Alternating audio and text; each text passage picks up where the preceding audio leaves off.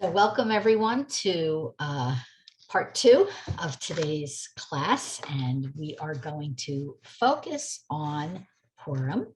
We're going to focus on defeating Amalek and how we do that with the mitzvahs of Purim, the mitzvot of Purim. And we want to thank Dr. Eleanor Gudis for sponsoring this class, and we want to thank you all for coming. Okay. I love Purim.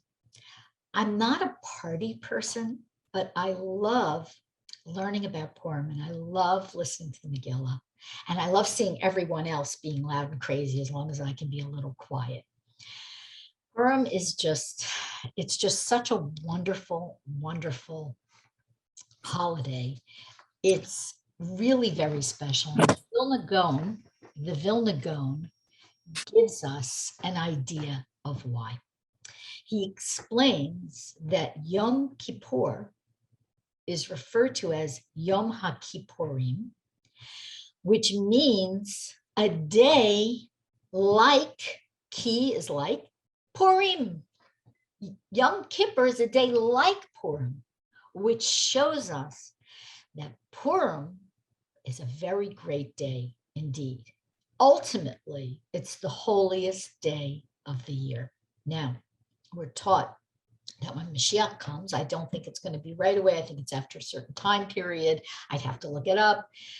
The only remaining holidays will be Purim and Yom Kippur, and possibly Hanukkah. There's a debate.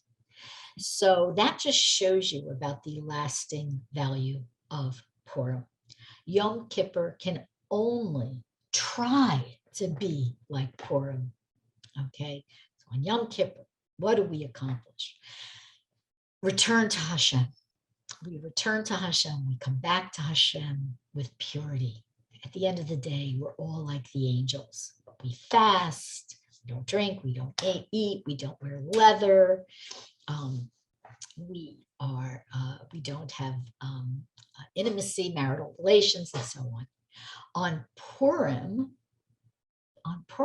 we do the opposite. We drink, we eat, we party, we can wear leather, we even wear costumes if we want to, and we engage in joyful activities that naturally bring most people happiness, okay? Because the happiness is part of the achievement. When we achieve this joy, we are achieving a level of closeness to Hashem even greater than on Yom Kippur, okay? We may not realize it. It might be difficult for us to feel and experience, but knowing that it's there is very important. Okay, now, who is Amalek?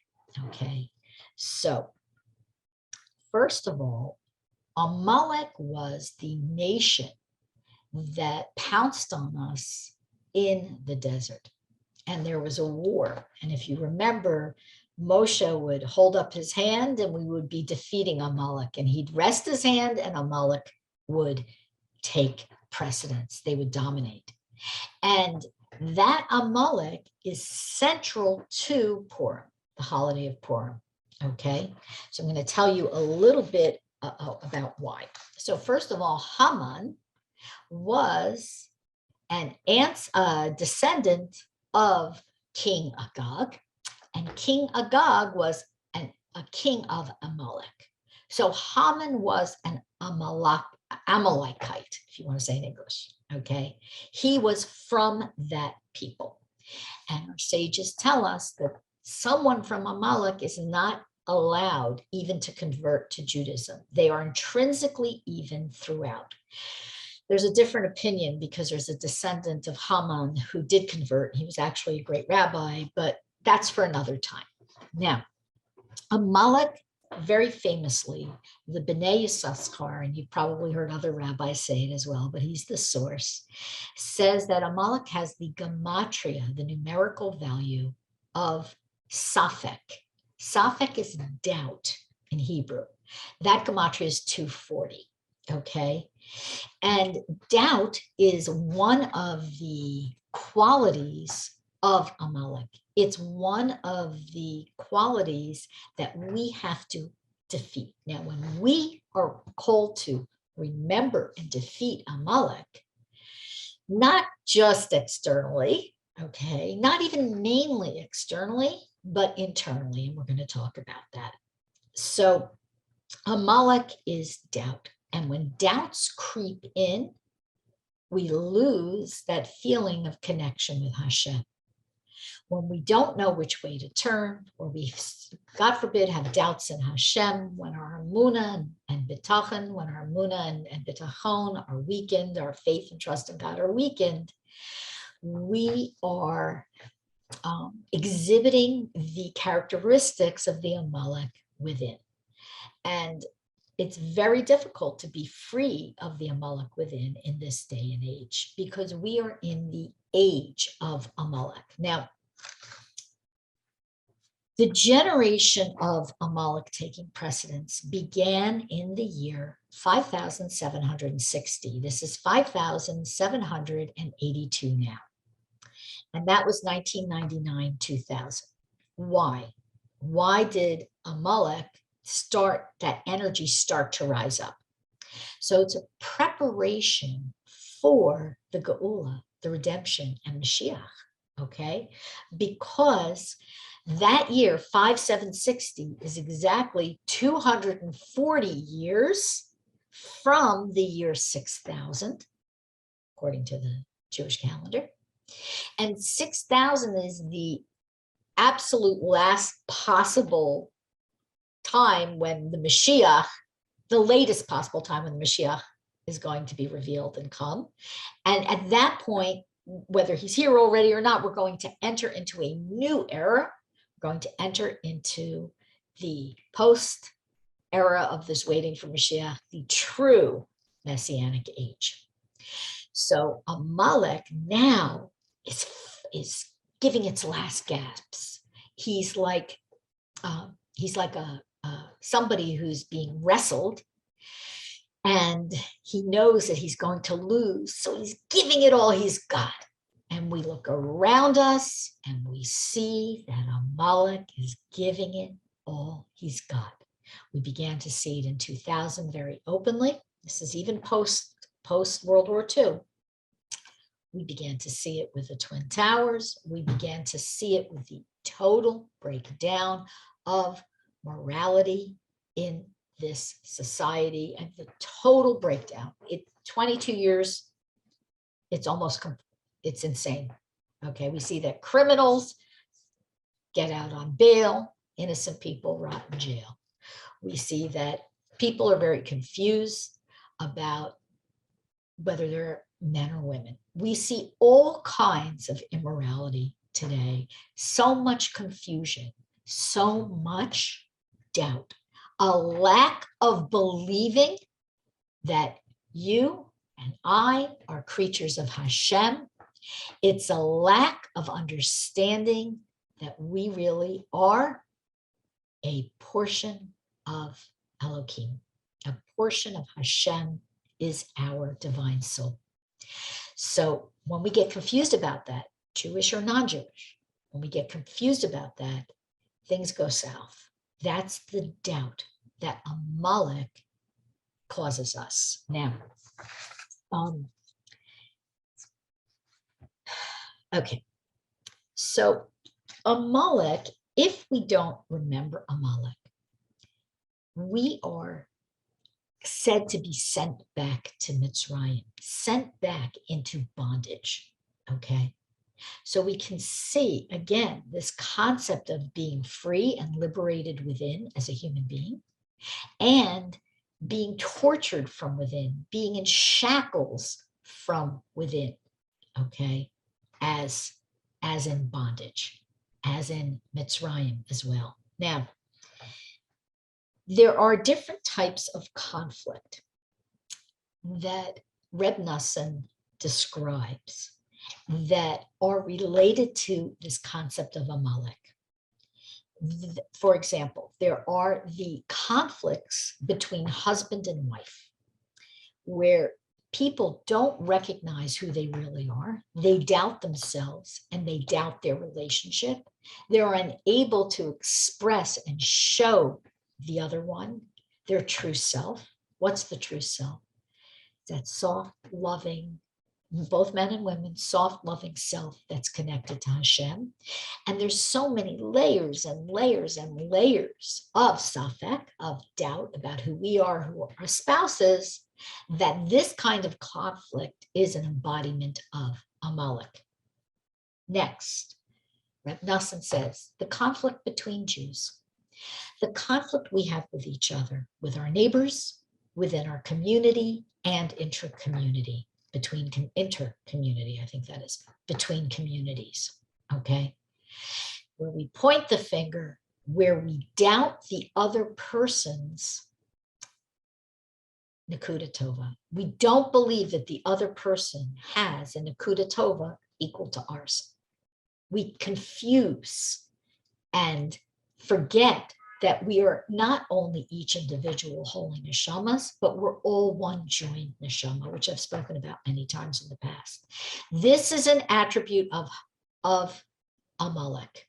And even on Purim, God forbid we shouldn't do this, but even on Purim, a person who sits in judgment of another person, Rebbe Nachman says that they make that day a Yom Hadin, a day of judgment. So whatever day of the year it is, and I'm saying even on Purim, okay? So this conflict, very important time to defeat Amalek is to defeat this conflict between Jews. Next, there's another type of conflict that embodies Amalek. This is a conflict that we get embroiled in that's really not about us. It might be a war between others, and we get so embroiled in it that we're not looking within ourselves and within the Jewish community as a whole. Reb Noson points this out very, very clearly. And this idea is to focus on healing ourselves, the gaps between husband and wife, as I mentioned, within families, within neighbors, within communities, and between communities. Okay. Next, there's another type of Amalek energy, and that is the energy Rebbe Nachman speaks about quite a bit. It's the energy of the false leaders. Reb Noson says the false leaders are when Hashem takes the tails and throws them high. Tails meaning the long tail like Vashti grew. Okay. When the tail end, the people with the quality of the tail become the leaders of the Jewish people. This embodies Amalek, and Rebbe Nachman warned us against this. It's very difficult for us to know who is a tail and who is a true head. It's difficult, but with a little bit of insight, a little bit of hitbodedut, a connection to a Rav or a Rebbetzin, a mentor, Torah learning, we can figure it out, okay? All of this can be defeated, utterly wiped out in one day of the year, Purim, okay? Now, Amalek also has, Haman has a gematria that I want to bring up as well that's related to this idea of Amalek. So the Baal HaTurim says that in Parshas Beshalach, when Hashem says to Moshe, I will surely erase, I will surely destroy, and he's referring to Amalek, that has the same gematria, says the Baal HaTurim, which is gematria of 107, as this is Haman. Okay, so Haman was foretold in Parshas Beshalach, which of course is Shemos, which is the Sefer we just finished reading, the book of the Torah we just finished reading and studying together. I'm not sure why somebody is contacting me, but I'm turning that off. Sorry about that. Okay, now, where is Amalek located? So I mentioned this internal energy, and it's not necessarily a space in the conflicts, but it's a space and time in the conflicts. But on the deeper mystical level, Amalek takes advantage of the halal hapanui, the vacated space. For those of you who've been in my classes, who've studied with me the creation of the world, you know that there's a space in which Hashem withdrew himself, so to speak, because Hashem's everywhere. We don't understand what that means. It's a paradox. But in which Hashem concealed himself, that's where Amalek goes in, which all ties into, back to the beginning, this idea of safek, of doubt. So we create ourselves a space for Amalek when we don't remember that, even if we can't immediately connect to Hashem, see Hashem, feel Hashem, some reason we're blocked, we're suffering, God forbid, or anything like that, we are supposed to call to our minds, Hashem is still here. Hashem is still here for me. When we remember that, we defeat Amalek. When we forget it, we are creating a nice, cozy home for Amalek and inviting him in the door. Okay. Now, it's quite interesting. I found something really beautiful, which I'd like to share with you. It's actually from Rav Kotler, and he points out that before each of the temples were built, the Jews were engaged in war with Amalek. So the Mishkan in the wilderness was built only after Yehoshua weakened Amalek and his people with the sword. Okay, that's number one. The first temple in Jerusalem was built only after both Shaul and David HaMelech, David, smote the Amalekim. Okay, and that's from Navi, from Shmuel. And in the second temple, we're taught that until Mordechai destroyed Haman and his sons, and I'm going to throw Esther into that picture, the second Beit Hamikdash couldn't be built. So why? So Rav Kotler says something so sweet. He says that the Beit Hamikdash is where Hashem's kavod, his glory, is revealed in the world. For those of you who are just in the Parsha class, there's a connection. And Amalek is the antithesis of Hashem's glory. As a matter of fact, Amalek's raison d'etre is to totally drag Hashem's glory, God forbid, down into the dirt, to decimate it and defeat it. He just doesn't like Hashem because he wants to dominate, and he likes chaos and suffering. I mean, he likes it. He's a sadist, okay? And Hashem, until the third Beit Hamikdash is built, and especially in this 240-year period that I mentioned before, which I find so fascinating, okay? Until the third Beit Hamikdash is built, Amalek is trying to prevent that from happening. Because why? Because that's going to be permanent. Hashem's glory is going to be throughout the world. His kavod is going to be experienced. It's going to radiate throughout the world, and all people will know him. All people will recognize that there's nowhere and no one but Hashem. And also, okay, and this is interesting, Achashverosh partnered with Haman to prevent the building of the Beit Hamikdash, this commentary says. However, Achashverosh's son, Darius, and some say it's not his son, some say it is, some say it's his son with Esther, he was the one who was given the first permission to build the Beit Hamikdash. That's how severely, to build the second one, severely Amalek was defeated in the time of Mordechai and Esther. Okay, so I just had to share that with you because it's so beautiful. All right, let's see. We've got a lot more. What time is it? Oh, we have some time. Okay, Naomi will save questions till later. No, at the end we can have discussion. So at one point in the Megillah, Haman is called Memuchan. That's the name he's given. Okay. So the Talmud tells us something interesting. Why is he called Memuchan? Because Muchan means destruction.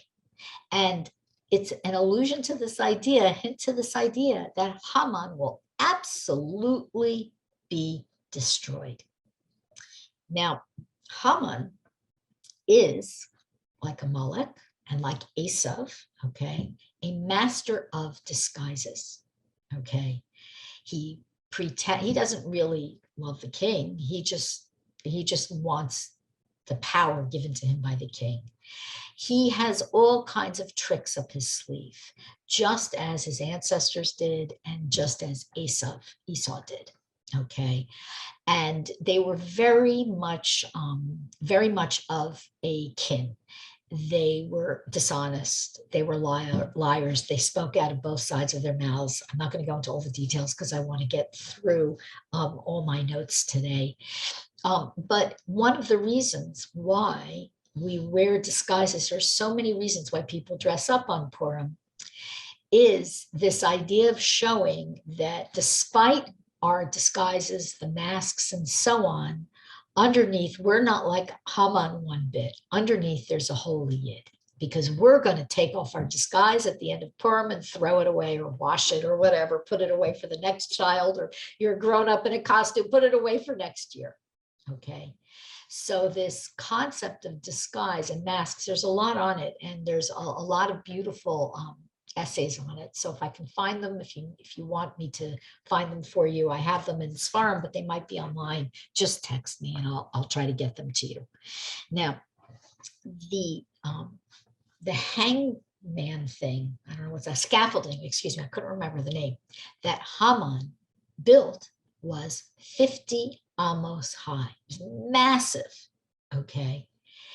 Why 50? Okay. So 50 is the ultimate level of impurity. Now, in Egypt, we got to the 49th gate of impurity, that 49th level of impurity.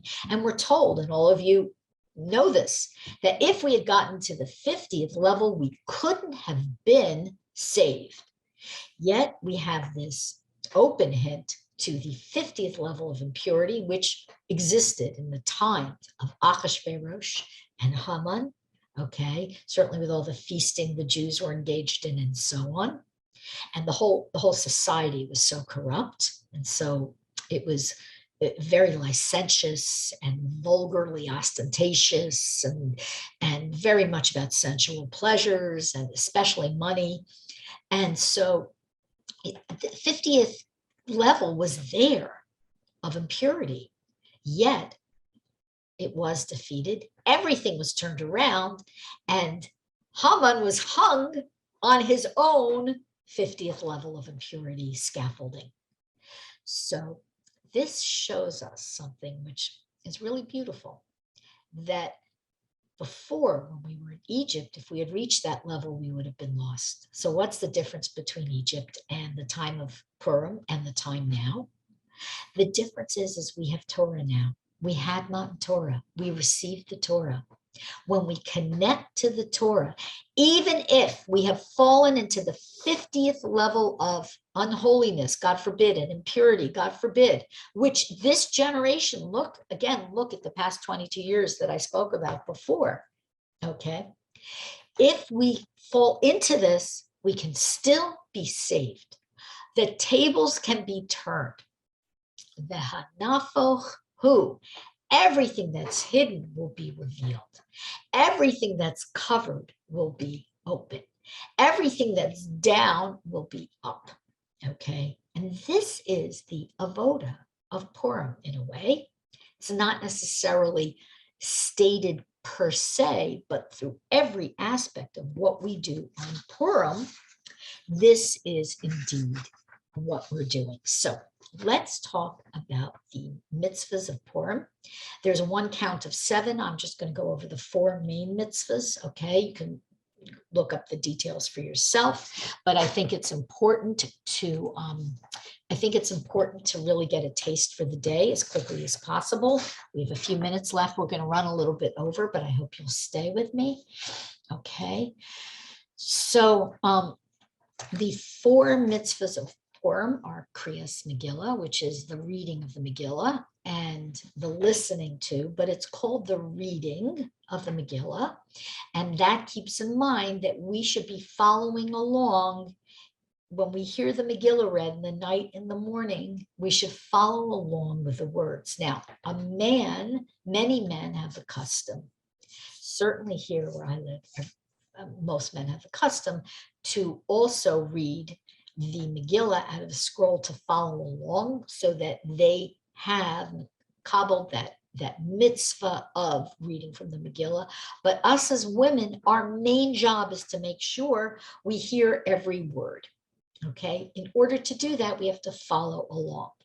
If it's too hard for you in the original and you need help, sit by somebody who can read the Hebrew with you, and if not, follow along in the English and just make sure you hear the sounds. The sounds themselves are what enter us. The sounds are very important. We all know the power of the Hebrew language, the Hebrew letters, the Hebrew pronunciations, and so on. And then, of course, what I mentioned at the beginning of class, why we lane the Megillah, why we hear the Megillah, read it and hear it at night and in the daytime. Okay, next, we have a mitzvah, mishloach manot, shalach manos, we say in the colloquial.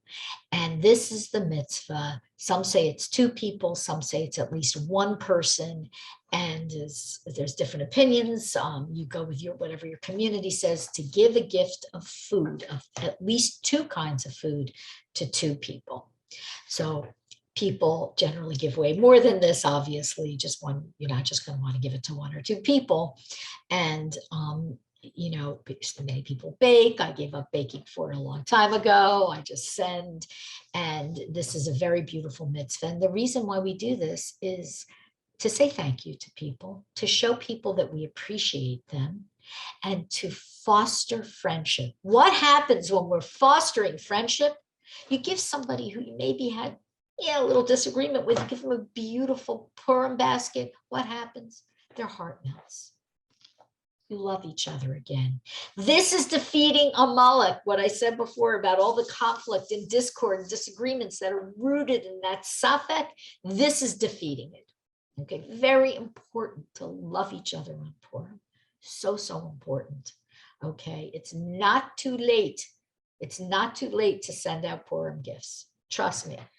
Can even get there on, if it has to, it can even get there on Friday. Now, the mitzvah actually is to give it to someone on Purim. There's details to that. But if it's around Purim and that's what you can do, do it. Okay, it's a beautiful, beautiful mitzvah. Now, there's another mitzvah, Suda, the mitzvah of the meal, the festive meal. People think it's really 1 meal, but truly we should have on Wednesday night, after the initial reading of the Megillah, we'll have been fasting. You can break your fast once the time is up for fasting and the time comes to listen to the Megillah. Also, if you're weak, sick, God forbid, expecting, you don't have to fast. Okay, many say this is the least of the 4 public fasts, not counting Yom Kippur and Tisha B'Av, but the 4 other fasts, this is the least of them. It starts in the daytime, in the morning, okay? So it's a mitzvah to have a slightly special meal on Wednesday night, okay? And if you have bread, you can bench and say Al Hanisim via Purim and Hanukkah addition to the Birkas Hamazon. So you get to have that mitzvah Wednesday night as well. The main meal, there are different customs, but in general, the main meal is Thursday on Purim, Thursday afternoon. And that goes from shortly before, some people started much earlier, but shortly before, let's say, candle lighting time would be a good time to start. And it goes into the night, past nightfall. Okay, we extend that beautiful Amalek-free energy into the next day, which is Shushan Purim. We extend that energy. That meal should be festive. You should wash. You should have a little challah if you're able to. Okay. If you're not able to for some reason, ask a Rav. Are you allowed to bench with something else? Like, there's details that you can take care of. And this meal should be joyful. You can serve wine. You can make special dishes. You can have fun with it, and music. And very often, if you're living in a community, you know that everybody's ringing the doorbells and coming in and collecting tzedakah during the meals. Okay, so that leads us to the fourth mitzvah. Hold up 3 fingers. The fourth mitzvah. The fourth mitzvah of Purim is arguably, except for the Megillah, the most important. And that mitzvah is matonos levyonim, gifts to the poor. So what are gifts to the poor? Cash, checks, money, okay? How do you give them? Why are they important? They're important for a lot of reasons. If there is a single Jew who doesn't have, who's suffering from parnasa, who's struggling with parnasa, who doesn't have yishuv hadas, peace of mind, and isn't able to be joyful on Purim, it affects us all. We can't fully slaughter Amalek. Okay, that energy is going to have a hold. So we are responsible for each other. And it says that when we give someone the money enough, not only for their Purim feast, but beyond, when we do this, what we're doing is we are bringing them life. We're bringing them life. We're reviving them. We're giving them joy. And the mitzvah itself is generally to people. Many people give more. Some give to organizations who distribute for them. But it should, if possible, be distributed on the morning of Purim. And this special mitzvah, if you are somebody yourself who finds it difficult, you don't have a lot of money to give, and what you have to give, let's say you only have $10 to give. That's not necessarily a significant, meaningful amount today's day and age, unfortunately, but it's not. So what do? So you can take from your miser, if you're somebody who gives 10% of your income to tzedakah, or somebody who gives chumash 20% of your income to tzedakah, take that money from your tzedakah that you've set aside and just add a few dollars to it, so that way you are expanding the mitzvah. You're making double use of your miser money, but really you need an extra few dollars in order to have followed the halacha and genuinely given matonos le'yonim. Okay, so that mitzvah is extremely important. Now, those are the 4 main mitzvahs for us. There is the mitzvah that somebody asked me right before class that I want to discuss briefly, the idea of not being able to tell the difference between Mordechai and Haman, and this involves drinking wine, not liquor. The mitzvah is yayin, because when wine enters, secrets come out. Today, Purim is a day, I feel like it's Purim already, I'm so excited. Purim is a day of revealing secrets, of uncovering the hidden, and so on. And so this idea is really incumbent upon men, not women. If you want to drink, I'm not going to stop you, but you're not obligated. If you want to obligate yourself, you may.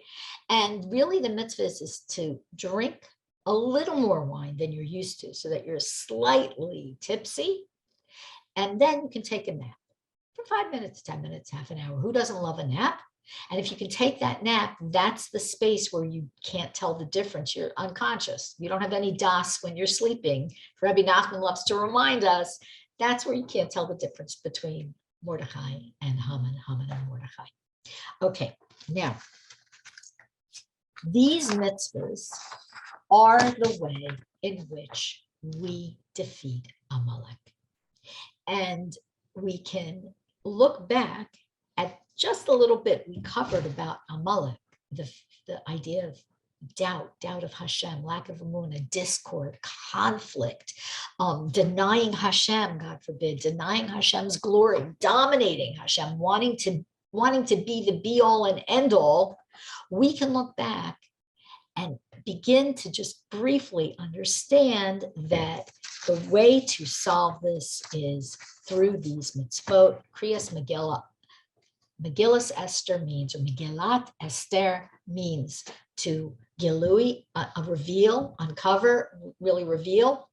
Esther alludes to this idea of seser or hastir, hidden. So we listen to the Megillah, we're uncovering the hidden. We're uncovering this, wow, Amalek's in charge. Haman looks like he's going to win. And we see and we learn and we experience that he's not. With Mishloach Mana, we are definitely getting rid of discord. We are making relationships whole. We are showing people, no matter what's happened during the year, that wasn't really me. I love you. I care about you. Thank you. I'm sorry. I love you. I want you to be happy, whatever it is. Okay. And then, of course, the Matonos Levionim, bringing life to each other, not forgetting our brothers and sisters. So important, because as Reb Noson said, that I mentioned before, that when we get involved in conflicts that don't really involve us as Jews, when we get too involved, we're forgetting about the Jews who need our help. Doesn't mean we can't help everyone, but we have to help our brothers and sisters first, because we know from history, if we don't do it, nobody's going to do it. Okay, and then finally the Suda Mitzvah, to bring joy, happiness, and so on, because that joy and happiness is going to really, really be the coup de grace of Haman, of Amalek. And I always feel on Purim, I always have the feeling, just any moment, Mashiach is going to be revealed. And if we enter Purim with this hope, and Purim is also a very lofty time of tefillah, that should be a whole other class on the importance of tefillah, prayer on Purim. My husband gave me a lecture on it. Rav Biederman has a beautiful short video on it. If we enter Purim with this consciousness, that's such an Eis Ratzon, such a time of divine favor and divine will to pray. We'll also spend a significant amount of time praying for ourselves, for each other, and for the Geulah, so we may welcome Mashiach Tzidkenu in our time.